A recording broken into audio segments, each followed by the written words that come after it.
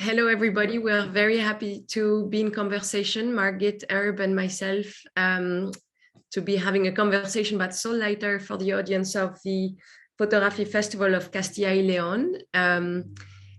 We are in New York. One of us, Margit, is in Manhattan in Saul Leiter's studio and where he used to live, which is now the headquarters of the Saul Leiter Foundation, which is the most beautiful place on earth.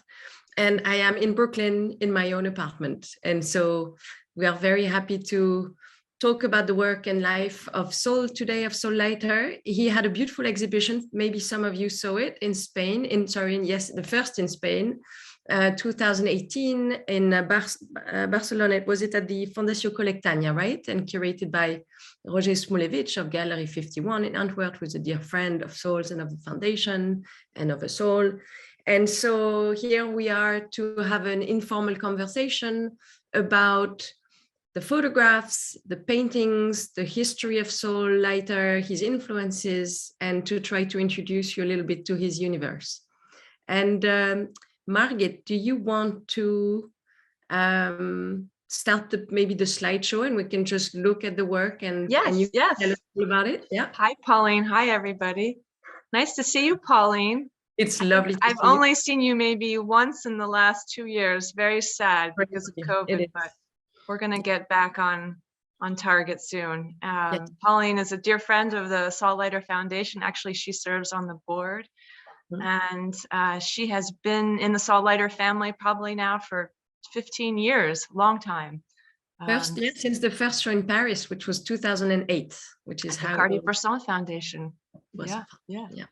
All right. Well, I'm going to move to the first slide. I thought it was appropriate to show you a picture of Saul as I knew him. Where you are, right? Older man, and we met when I was working at Howard Greenberg Gallery in 1995 now, and he was just in his early 70s, and I had the honor of making friends with him, and we stayed friends until his passing in 2013. This was a typical visit. It's a picture of me, and taken many years ago now. And I worked. Well, you remember, Pauline. I worked 1 day a week for Saul, and the idea was to organize his archive. And we got a good start, but we had a long way to go. Tell us a little bit about that, Margit. How was it organized? Was it at all organized? Actually, later in my PowerPoint, I have some pictures of Saul's organization. It was organized. He knew where things were. It might take him a day to find something, but he could find it. Good. The boxes were not archival, as you can see in this picture. I'm looking through a non-archival box, and things were a little hard to find some days. But it was because he had a full life and he had many interests. So you were here for that, right? I mean, you were a dear friend of his, and also you were here to sort of organize the archive, the studio, and thanks to you, I think we can all say that we found a lot of treasure. Thanks to many people, of course, but I knew Saul for the years that more than half the time I knew him. He had no money, and he lived in his apartment in the East Village, and he got by with just a little bit of money. It was amazing that he was survived, and it was also amazing how thankfully the work was saved because a book came out in 2006 called Early Color, and that changed everything. In fact, I have some pictures. We'd love to see. Yes, so I thought I would show you, Pauline. Of course, you know these images very well, but some iconic images. Maybe if some of the audience in Spain is just getting to know Saul, he's become most famous in the last decade for his color, his big color. So when were these photographs made? So Saul Leiter came to New York in '46, and he started working in color, we think around 1948. This is based on the dates on his color slides. And most of the photographs that he took were in the 50s. This is when he was out walking the streets before he started his fashion career. He had time on his hands. He was exploring. What neighborhood are we looking at in general? I mean, what was his headquarters in terms of hunting? Yes, that's a great question. So we think about 90% of them are just in the neighborhood of the East Village. That's where we are right now. These are photographs probably taken on his walks. He always brought his camera with him. Even when he was 89 years old, he always had a camera with him. When did he get his first camera? Well, we think that from what Saul told me, his mother gave him his first camera, and probably on the occasion of his bar mitzvah when he was 13 years old. He begged her for it. He had this idea that he wanted a camera, and she gave him a cheap little camera made of plastic. And then later in his teens, he started taking more photographs. But it wasn't until he got to New York that he really started photographing. And not just a little, but a lot of images. What made him, were there any people who helped him or supported him or influenced him to become a photographer? Well, in his in the late 40s, when he first arrived in New York, he met W. Eugene Smith. And that was how he got his first camera. I think the two men orchestrated some sort of trade. And Saul got his first Leica, because of course, everyone was using Leica at that time, especially Smith. And actually, this is a rare photo taken up in Harlem, not in Saul's neighborhood. He's a genius of color. I mean, he's known for his color work. Can you tell us a little bit about when he was rediscovered? Because really he was known in the 50s, or certainly he was part of a show at MoMA, but then there was a long gap of representation. And then what happened in the 90s? Can you tell us a little bit about that?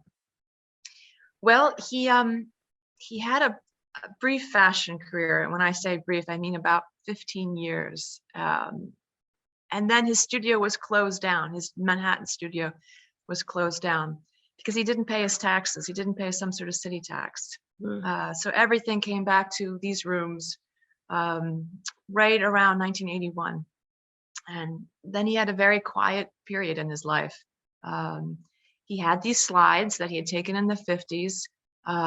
He tried printing a few of them, but color printing in the 80s was expensive and not very good. He was lucky because I'm going to actually show you some pictures of his childhood. He was lucky because he met some people who got him into a book. One was Jane Livingston and Richard Avedon, and the two of them helped get him into a book called The New York School, which then grouped him with other New York School photographers like William Klein, Bruce Davidson, Robert Frank. That made a difference, but no one knew of his color work. Not until, believe it or not, 2006, when Gerhard Steidl published these images that you're looking at. Yeah. Can we in fact look a little bit at these images now that you've gone through them? Can we go just a little back to take the measure of the genius of the color, but also the soul of these photographs, the poetry that emanates from them, the crazy compositions and points of views. I mean, not crazy in the sense of radical, but unexpected and disorienting almost. And absolutely. Yeah. Yep. You know, this is the time of the abstract expressionists, and maybe he was considering them. Yeah. We think also he was influenced by a lot of Japanese artists, which I'm sure we're going to talk about more. That's one of your expertise. Go back into the slides, because we also want to talk. I mean, these are incredible, the colors and the composition.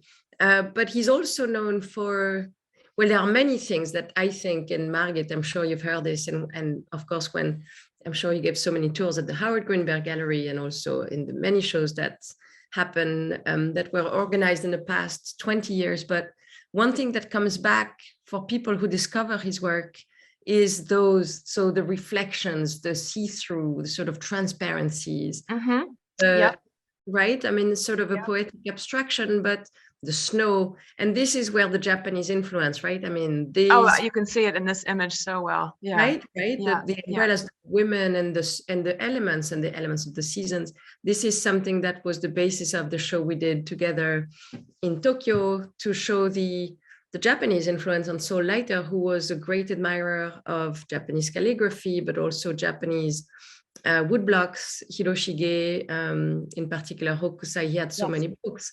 So this is an interesting, because he was also very inspired by French painters, right? I mean, Margit, you could tell us a little bit about that too, maybe the influences of the painting over the photographs. This is the cover, in fact, of the Japanese book.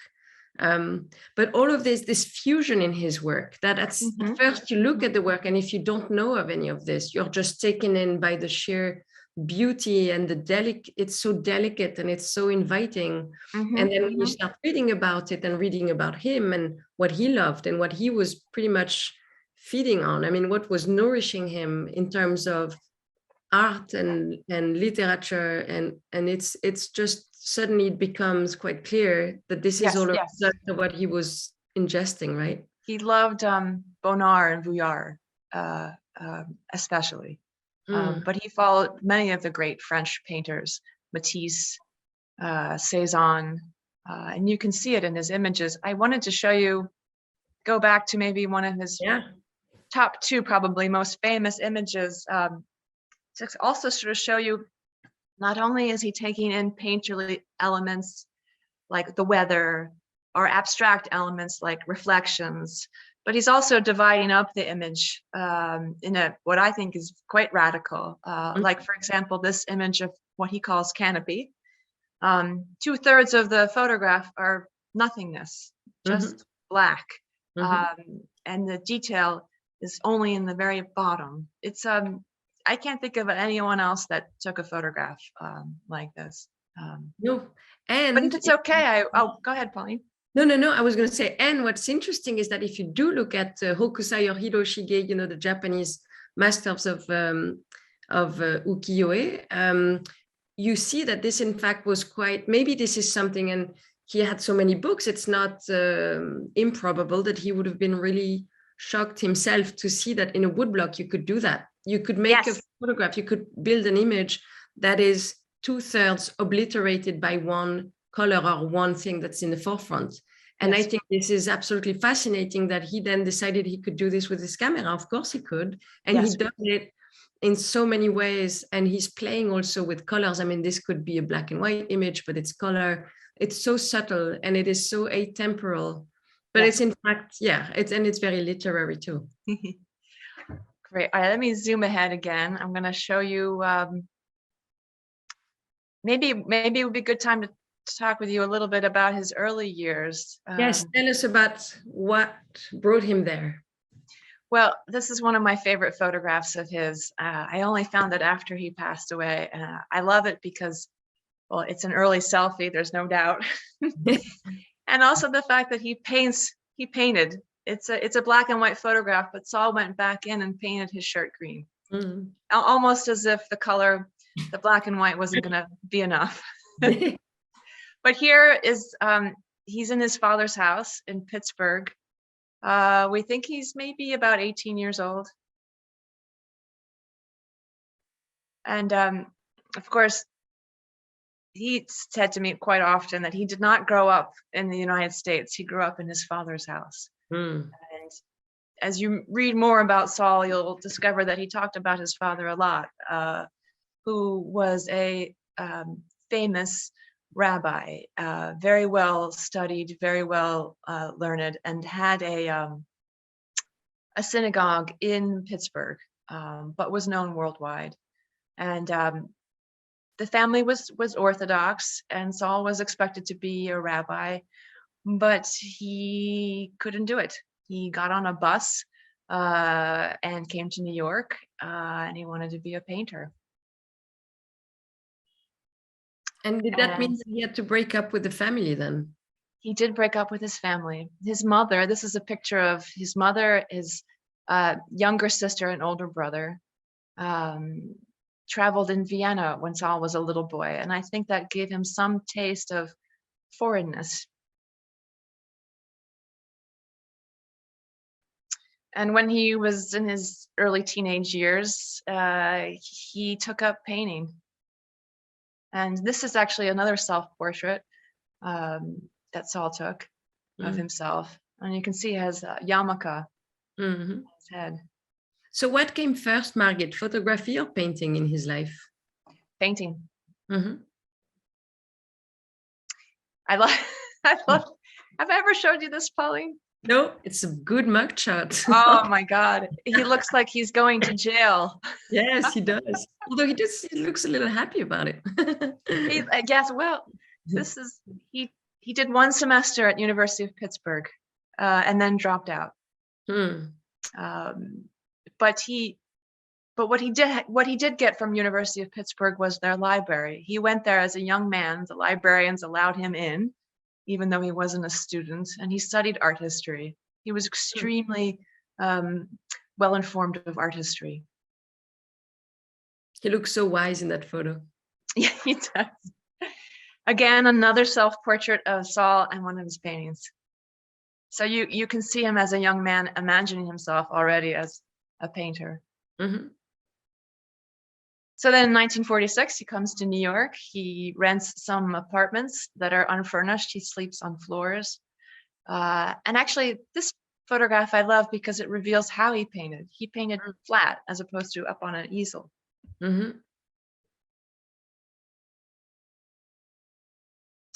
Photography followed quickly after he arrived. And his first camera was a Leica, but also I think he also used a Graflex. So it's very interesting to think how this man, Saul, spanned the time of photo history, you know, from operating these large cameras all the way to digital photography. And I have a few paintings to show you, Pauline. Good, thank you. Saul did continue painting when he arrived to New York. He continued it his whole life. We have many, many portfolios, which have now been turned into boxes, but this was how he stored his paintings.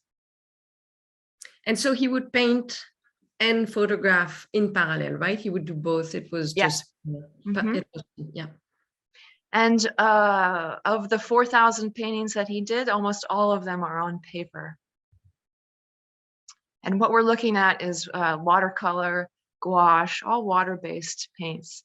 And these are small paintings. Can you go back, Margit, to the first one? Was it on millimeter paper? This, yes. It's interesting that he would use, because he also used some Japanese paper at some point, right? He had the Japanese. He did use Japanese tissue. In fact, I have some Japanese tissue paintings to show you. Yeah, so he was interested in textures of the paint, but also the papers. He was an experimenter. Layers. You can almost see the layering effect in his paintings that you see in his photographs. And look at that signature. Always. I know, don't you love that signature? He could sign his name forward and backward. Nope, exactly the same. So just a few more paintings.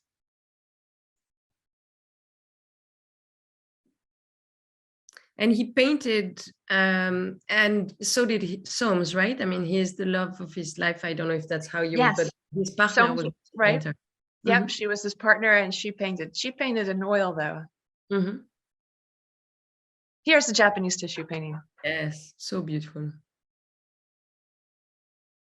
In the 70s, he went down to Pearl Paint, which used to be this fantastic art store in on Canal Street in Manhattan. And he got a large pad of discounted Japanese tissue. And he did wonders with them. He sure did. Another Japanese tissue painting. And he kept, as a regular habit, as a daily habit, he had these sketchbooks, what he called his sketchbooks. and he filled up many of them. And when I would come to visit him in the mornings, I would arrive with a cup of coffee in my hand. We had a day of work in front of us, and he would be already painting in his sketchbooks. And the sketchbooks are beautiful, and I hope one day I can make a book out of them. I mean, that's what's so interesting with that, and the fact that he would paint photographs as well. I mean, his whole practice was his way of living. It was, in fact, it was like breathing, pretty much. I mean, he was not. Yes, there was it no was. end to it or beginning to it. It No. was something that he was just doing. No, it Or wasn't something that he needed to assert effort into. It wasn't something he stressed about. I once asked him, is painting like a meditation for you where you sit down and you can escape? And he didn't want to say that it was. But I think it is like what you say, Pauline. I think it was more like breathing. It was just something that needed to come out, and everything else were just vessels to hold it. So I thought I would show you some of his early photographs from a book that became known as In My Room. And when Saul first arrived in New York, he was photographing the street in black and white and in color. But in his rooms, he was photographing his friends, girlfriends, and also just friends, intimate portraits. They are all in black and white. Maybe only one is in color, which we'll show you. And he, what I love about these photographs is the women are collaborators. They're not just subject matter. They are actors or they have participants. Yeah. And they're friends, and they're strong. Yeah. And they're friends of his, right? These are women that he knew, or how did Women that he knew, but also just friends. Yeah. And in the 50s, you have to think this is such a conservative time in America. Oh, of course. Yeah. Do we know who this woman was? But this woman was his first girlfriend in New York. I think they met around 1946, 48. And they're actually up at the cloisters. And of course, that's Saul Foot in the left side. Yeah, so beautiful. And that shadow between them is such a mistake, but yet it works. And to him, it worked. He was someone, even in his paintings, who embraced mistakes.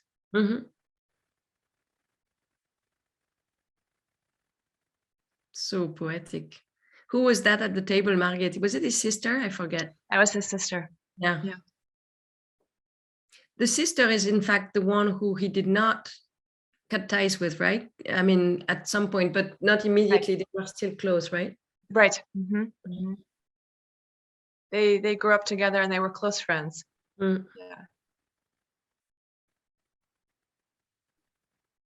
Carole Nagar wrote a beautiful essay about this in that book, In My Room, comparing these to Degas and all of those classic photographer painters like him, using photography to do sketches, as Degas was, and I believe Vuillard also did, and Bonnard, but these are incredibly beautiful because they are, as you say, Margit, they're a little subversive in a sense. I mean, not that he wanted to be, but they are sexy and beautiful and nudes and all of that, but in the same respect, because they're so painterly, they're so, there's something there that is deeply romantic in a way. I mean, yes, and you can see that he's using the same technique of peering through things. You can see he's in a door, or maybe it's a reflection, we're not sure, but it is a little bit voyeuristic. He's removing himself from her presence, as if she's unaware and her true self. Yes. Yeah.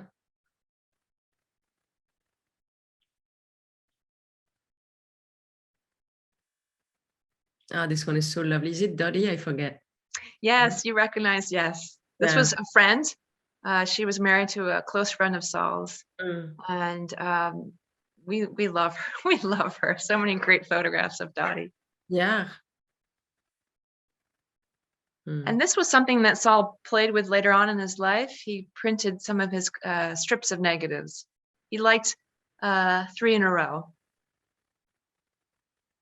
But what I love is it kind of reveals how he was interacting with her.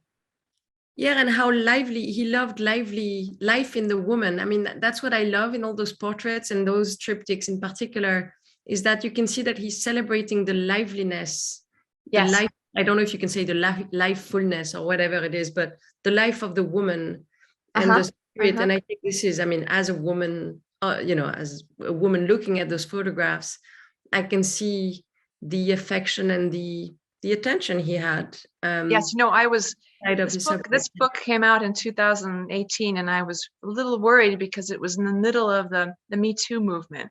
Mm-hmm. And I was worried how a book like this was going to be received. But I realized that these women are full of unique personalities. And full of agency. They're not passive, they are active. And I think exactly. the whole Me Too problematic is when the woman is the object and has no agency. In the photographs of Saul, they are almost controlling what he's doing, right? It's very interesting. Yeah. I love it, Pauline. I could talk about this endlessly. Yeah. So he did some snippets. He had maybe some test strips on the bottom of his darkroom floor, but he didn't want to throw them away. He felt that they were special, so he collected them and he called them his snippets. And we've actually exhibited some of these at the Helmut Newton Foundation in Berlin. They're very tiny and very sweet. Here's a pulled back image of what they look like. I think we included some of them in the vitrine at the Japanese show as well. What's beautiful with this is the non-precious nature of the objects. These are many of them in fact are torn, but it's the people in them that shine. I mean, clearly he had deep attachment to the subjects. Yes, and to me they're almost like memories floating away. You know, they're so light that the wind could blow them away. So they're quite beautiful. Yeah, you know, like in a dream and psychoanalysis, when images resurface, this is very much, I feel like the nature of Saul's work is that of the dream and of the psychoanalysis, and very spiritual. And that's also probably where he comes from. I mean, we know that's where he comes from in terms of upbringing, but you can sense it in his work. Yes, I love the emotional nature of his black and white work. And again, you see Saul embracing mistakes. Something happened to this negative. You can see it's all cracked. He loved it. And this again is his younger sister. Remind us, what was her name again? Her name was Deborah. Deborah. And unfortunately, she became institutionalized as she became older, and he lost touch with her. Sadly, she suffered from a mental illness. Such beautiful photos of her throughout. Yeah. And is that Soames? That's Soames, yeah. And she lived in this apartment and painted, and sadly died in 2002, 5 years before Saul, his last sort of rise to fame. But she had tremendous faith in his art, and was a beautiful woman and a fantastic model. He photographed her more than anyone else.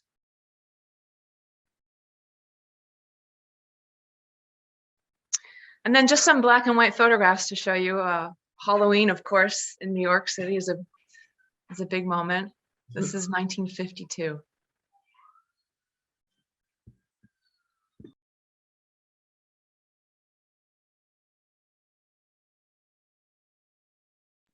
Oh, this is my favorite, as you know. For me, this is Waiting for Godot by Beckett. Yes. It is just the most stunning photograph. Look at those lights, the light on his back and hat. Yes. And is he a building or is he a man, you know? Yeah. Beautiful. And look how the white part of the photograph is almost obliterated. Yeah. Yeah. And yet there's so much nuance in the top, you know, with all the grays. Yep. It's just a stunning photograph. Yeah, you can see his profile just a little bit. Yeah. And that's something that's interesting with his black and white work compared to his color work. Say, first of all, it's earlier, it's right after Second World War. He just departed from his family. It's just after the Holocaust. And if I understand well, most of his family perished, or the family that had remained in Poland. And so there's that darkness, I find. I mean, there's more darkness, certainly. And homelessness, for instance, is a subject that he's looking at. And so it's almost like he needed to expurge all of this in the black and white work, all that sort of, excuse me, that existential darkness of the 40s. And then with color, it's a sublimation and it becomes so joyful in a sense. I find it really interesting, those two universes, you know. Yes, yeah. The black and white photographs have an emotional, sometimes slightly stressed or agonizing feeling to them. But then there's also this underlying trust in beauty and hopefulness. Yeah. And this, Pauline, you haven't seen his context sheets. This is something that we're just getting into now. That's wonderful. And look, it's in French. Sold. Oh, yeah. Very interesting. He must be, this is Paris, isn't it? You're right. It is. This is crazy that you found this one of all. So he was using probably French film or a French processor. Yeah, so he goes to Paris for the first time in 1958 for Harper's Bazaar, for a job for Harper's Bazaar. But then, as you can see, he's photographing in his time off the streets of Paris.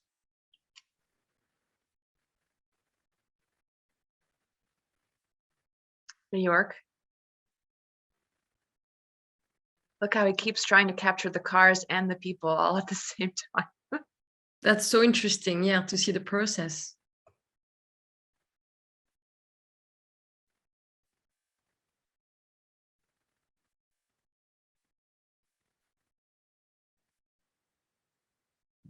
So fashion. So in 1958, Saul had been shooting a little bit commercially. He had gotten a reproduction of some shoes, of a picture of shoes in Time Life magazine. But it wasn't until 1958 that he walks into the offices of not Harper's, but Esquire with slides and a small portfolio and presents himself as a photographer. And the two men that were there, Robert Benton and Henry Wolfe, immediately saw that they had someone with huge talent. And Henry Wolfe later went that year to Harper's Bazaar and brought Saul with him. And this is a cover that I love. It's a wonderful example of a collaboration between an art director and a photographer. So you can see half the image is exposed. It was the end of the film and it was by mistake exposed. He had taken the picture, but there was a leak in the camera and that made the picture, when it was printed, this golden yellow. A lot of people would consider that a mistake, but not Saul Leiter and Henry Wolfe. And so they use it for the cover of Harper's Bazaar. Saul loved mistakes and accidents, right? From everything he's showing us, he embraced them so much. Yeah. Maybe that's Japanese. Yeah, certainly a certain laissez-faire and letting it go. It's quite incredible. So we have some work to do on the fashion work. We need to go and find more original issues. We have a few in the gallery and in the studios, but this is Soames, who was his model a few times. They're in Ireland.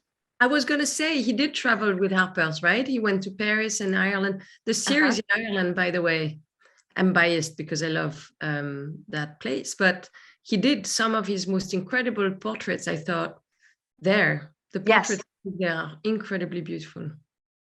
And look how he's combining these street kids hanging out with the model. It's great. This is one photo that reminds me of Cartier-Bresson, the one before, sorry. Oh, the nuns, yeah. Yeah, it's funny. I would never have said this was a Saul Leiter. It's not, you know, it's black and white, but also there's this sort of, it's very classic. Yeah, you say Cartier-Bresson. I can almost see William Klein in this picture too. Yeah, that's funny. This is such a crazy photograph with the textures Yeah, clashing. super modern. I mean, look at those lines. It's almost like a photo montage. Yeah. Wow, and look at that one. I found it interesting when we did the project in Japan that they started the book that's called All About Saul Leiter starts with fashion. Remember, at first we thought, oh, Yes, interesting, but it did work it did beautifully. work. It's interesting because it is different from everything else. Yep. Yep. He was very successful in his fashion work. He gained international fame. People knew of his work, and he was in almost every issue of Harper's Bazaar alongside Avedon and Hero for many, many years. Well, a classic example of the reflections. Yeah. He was a little too artsy for them. He was accused of being a little too artsy for Harper's Bazaar, and I think that may have turned them away. Mm. I mean, look how the model's face is obscured by the branch. I know. I mean, this is exactly, we're back to the Japanese woodblocks. He loved something in the foreground. Yes. Yeah. Yeah. Oh, the painted nudes. Yeah, so I have just a few of these because you were asking me to see some of these. In his quiet time after his fashion career was over and before he became famous again, he painted on top of his black and white photographs of nudes. And he painted with gouache and casein and other watercolors. So beautiful. I love this series. It's Carol Squires at ICP. When I was working at ICP, she had told me about them. She loved them so much. And I think there is something incredibly, because it's very contemporary, what he did. It's that and very, playful, and yet, it's incredibly elegant what he's doing with those photographs. He wanted to make a book of his nudes, of black and white nudes. And he went into the darkroom in the 70s when things were starting to quiet down in his career. And he printed, we think, maybe 3,000 prints. Wow. So they were just piling up in his corner, and the book never happened. So what does Saul do? He starts painting on them. Yes. So that brings us to today. You, Pauline, you were visiting in those dark days after Saul passed, which was December of 2013. And we had 4 large rooms of a lifetime's worth of work, and metal cabinets that held slides, large wooden cabinets that held spreadsheets, several slide projectors. We had a kitchen darkroom.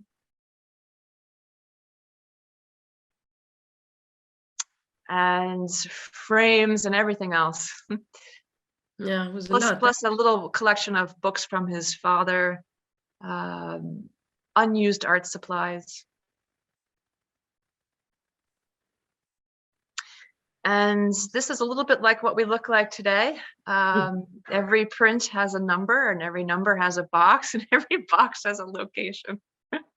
That's very impressive. We have many locations. Yeah. Do you have a team now? Or is it just you and Michael Perillo working on? My husband, Michael, who's also on the board of the Saul Leiter Foundation, he joined us full time because I really needed help. And most days it's the 2 of us, but we have a lot of helpers. I'm going to show you some of the helpers, but first I wanted to show you some of his cameras.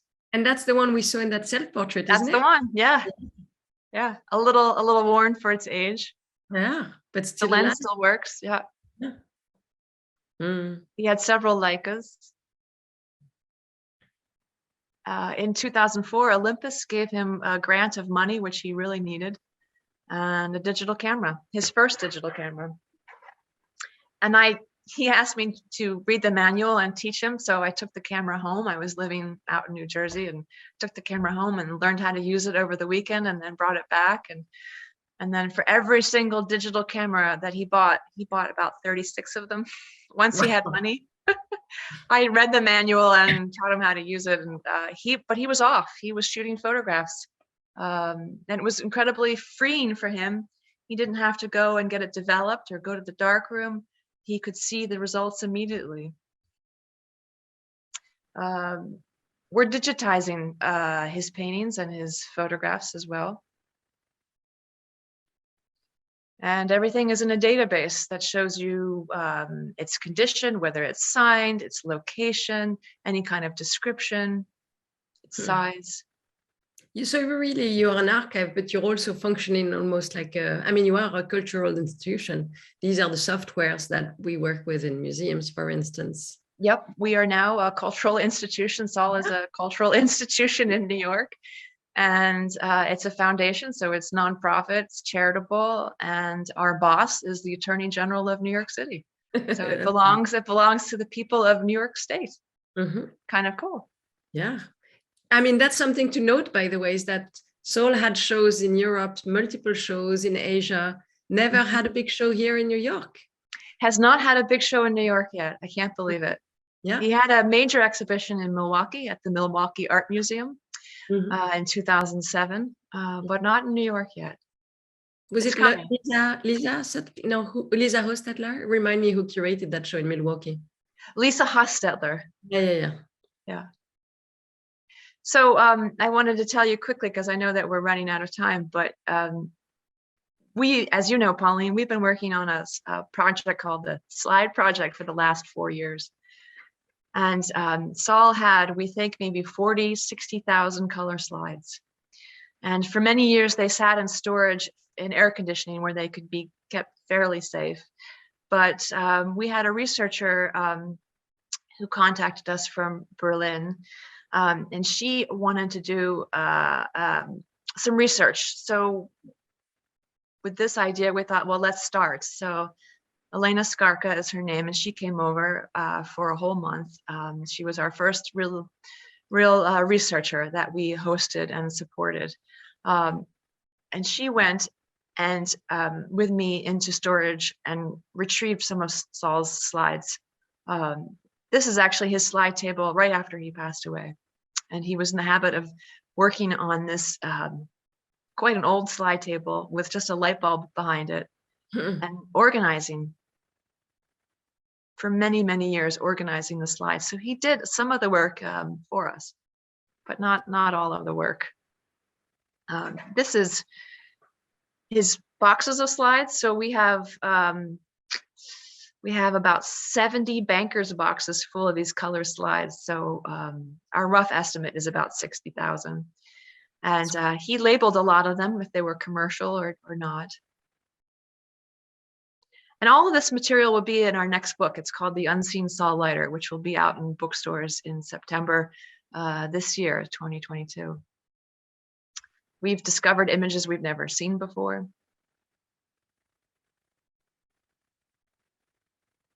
And what's also really fun is we're discovering variants of the iconic images. So we're learning more about how the iconic images were made and why Saul made the decisions that he did.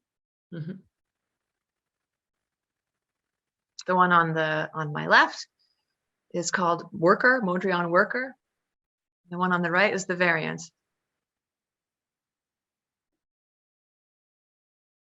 Oh, so here I have a few pictures of the archive. And, an archive is only as strong as the people that come and support it and do research there, like yourself, Pauline, like our friend Masako Sato in Japan. Yeah. And that's my husband, Michael. And we're looking at contact sheets there. And you know that person. I do. VR project. That's so interesting. Yeah. We did a project with Mark Lesser, a filmmaker in New York, also Pauline's husband, and we did a virtual reality film, which we're still trying to find purpose for, and I think we will someday soon. Yeah, to visit the studio without being here. And this is Elena with her helper, Christian from Germany. And you can see they're working on a copy stand that's photographing the slides one by one. We've done 10,000 so far. And then after Elena cataloged them, we photographed them. This is Nick Krasny, who helped us with the photography. We had visitors like Yumiko Isu, who photographed the studio for future purposes. There's a lot of wear and tear in this apartment, a lot of cracks. It's great subject matter. And she, in fact, ended up doing a book with those beautiful photographs of the Thank you studio for mentioning that. Yeah, she did a book. called, Yumiko Isu. yeah, Mhm. what's it called again? In Stillness. Saul Leiter in Yes, Stillness. very good. Thank you. Of course. There's Oh, Pauline, that would be me on the another one of our helpers. Uh-huh. That was at the time of the Japanese show when the press came to New York. Yes. We were preparing for an exhibition in Tokyo at the Bunkamura Modern Museum. And we had about 15 press and photographers flown over by Japanese airlines into New York. And the exhibition was incredibly successful, and Saul's popularity in Japan has only been growing. It's incredible. I think it was 86,000 visitors in 2 months. Yes. And the book has been reprinted many times. Yes. Yeah. And the show was so successful that they asked us to come back and make another show 2 years later called Saul Leiter Forever. Or I'm sorry, it's called Forever Saul Leiter. There's a difference. But that's something that's interesting, you know, the appeal of Saul Leiter's work in France, you know, at the Cartier-Bresson Foundation. Do you remember the line around the museum was longer than the line we'd had for the Giacometti Cartier-Bresson exhibition, even though nobody knew Saul Leiter, nobody knew who he was. There was a fascination for the beauty, and pretty much equal to the fascination he had for beauty. I mean, it's he was able to transmit that, and I think that's what happened in Japan as well. This a mesmerizing, a moment of, you know, otherworldly nature. It's wonderful seeing people over the last 22 years that I've been working with Saul Leiter slowly awaken to him. Right now we have an exhibition in Seoul in South Korea, and we have about 800 people a day at the Picnic Art Center in Seoul. It's really something, you know. I don't think that there are many photographers who have that appeal. There's something a little bit mystic, I would say, in a not in a complicated way, and in fact, a very immediate way. Yes, and I think his story too it's a positive one. He overturned his parents' expectations of what they wanted him to be, and he became something else. And he sacrificed a lot. Life was not always easy, but he stuck to it. And it was not always an easy life. And then in the end, to get such recognition, you know, in the last 7 years of his life, he saw an enormous recognition. He was having exhibitions in Europe. I traveled with him to Paris and to Amsterdam. And he enjoyed the enthusiasm for his work. And he could finally pay his bills again. It's a beautiful, very beautiful story. Yeah. It is. And you have accompanied him in those years in a way that I'm sure, you know, benefited him, because it's true, there was a lightness to his, from what I could see, you know, at the Cartier-Bresson Foundation when he came. He was, I think, of course, and I think he was sick just before he came to Paris. So there was also this sort of relief, it was better. But he was coming back to France, and to see the people lining up. Do you remember the press was fighting to speak with him?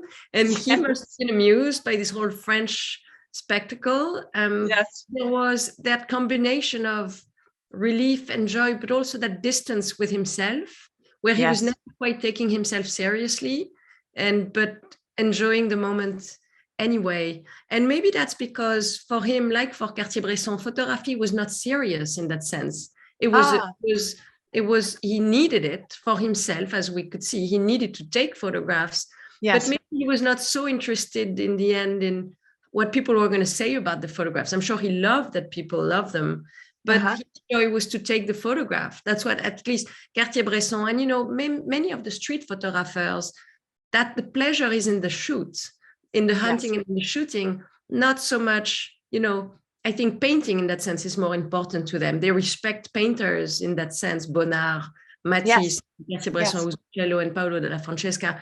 So they know that there's great value in painting and painters, and that's something serious. And photography is something that is more light in that sense. I mean, of course, and we all know that we think it's very important, but maybe they didn't, and maybe Saul had that difference also because painting was there too.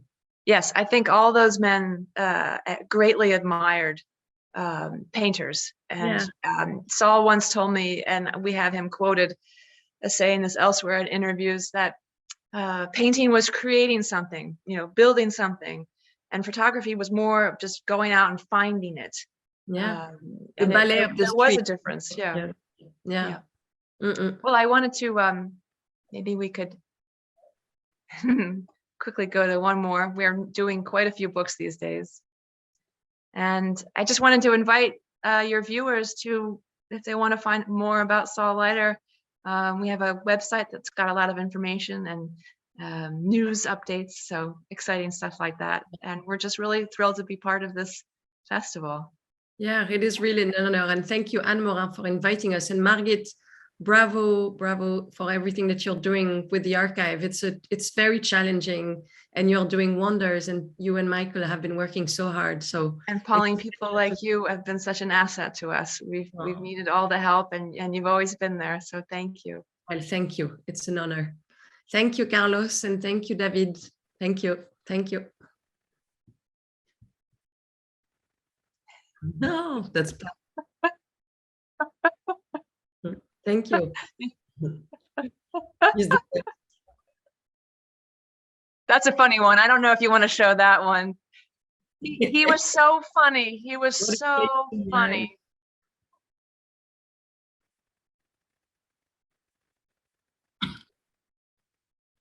No, he's making funny with the camera. He's at his favorite restaurant in the East Village called Veselka. Yeah, that's the glass I have. My photograph. Oh yeah. It's a Ukrainian restaurant, so everybody's now going there to support the Ukraine.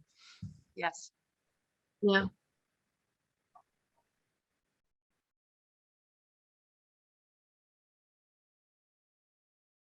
Yeah.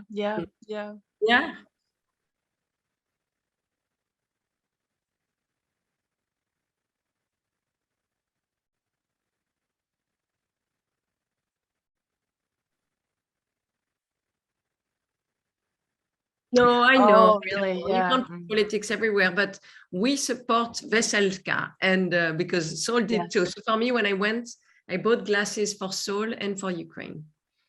Yeah, nice. Nice. Good. Yeah. Well, so I think that was good. That was that was 50 minutes. 50 minutes, yes. Yeah. Yeah. Yes. Yeah, and maybe you can cut. And Margit, I suppose you'll send visuals to the team, to Carlos and David, because that's what you were saying, right? That you're going to edit and add photos. Yeah, very good. David has he has it. Yeah. I sent him the whole PowerPoint by WeTransfer. Perfect. So, yes, please, David, if you need anything else, let me know. I can send more information, photographs. Okay. You know what you could do, Margit? I think the books, you should send the cover, because we didn't see it here, but early colors, maybe a few books. Maybe, in fact, just a slide with all the books, because I think that is so impressive, all those books that you've done since the 90s. Yeah? Yes, in my room, because you mentioned those books, and I realized early black and white in my room. Yeah, all of them, all the books. Okay, I'll do that. Yay! Yeah, good. Well, nice, really nice interview. Thank you, Pauline. You were awesome. Such good questions. Well, you didn't need questions. I was just there to. But anyway, it was perfect. Thank you. It was fun. Yeah. Yes, it was. Thank you so much. Thank you. And see you soon. Bye bye. Thank you, David. Thank you, Carlos. Thank you, Pauline.